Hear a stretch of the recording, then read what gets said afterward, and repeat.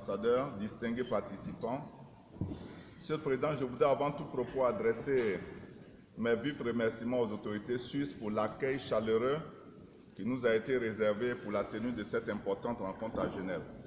Monsieur le Président, la Côte d'Ivoire s'associe à la déclaration prononcée par le Soudan au nom du groupe africain et tient à renouveler à M. Filippo Grandi les félicitations du gouvernement ivoirien pour sa brillante nomination au poste de haut-commissaire aux réfugiés. Ma délégation tient également à féliciter le haut-commissaire et toute son équipe pour les inlassables efforts déployés, quelquefois au péril de leur vie, au bénéfice des millions de réfugiés et de personnes déplacées de par le monde. Monsieur le Président, la présente session se tient au moment où le monde est confronté à des flux sans précédent de réfugiés et de personnes déplacées. Ces déplacements massifs de population en détresse témoignent du sentiment de désespoir que ressentent ces millions de personnes obligées de fuir leur pays pour une terre d'accueil souvent incertaine, défiant et bouleversant leur mode de vie traditionnel.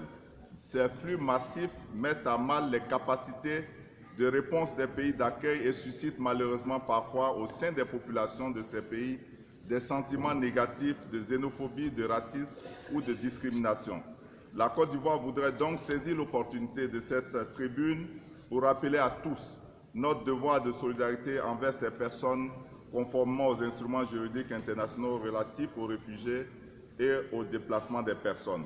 Monsieur le Président, l'ampleur du phénomène des réfugiés et des personnes déplacées ces dernières années nécessite une réponse mondiale.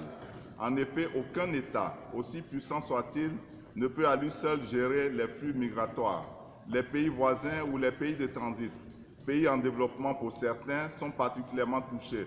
Leurs capacités d'accueil et leurs services publics sont fortement sollicités avec des conséquences réelles sur leur développement et leur cohésion au niveau socio-économique.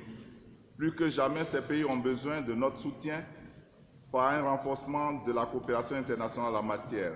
C'est pourquoi la Côte d'Ivoire salue la tenue du sommet de haut niveau sur les réfugiés et les migrants le 19 septembre dernier à New York et appelle la communauté internationale à une mise en œuvre effective des conclusions de ce sommet.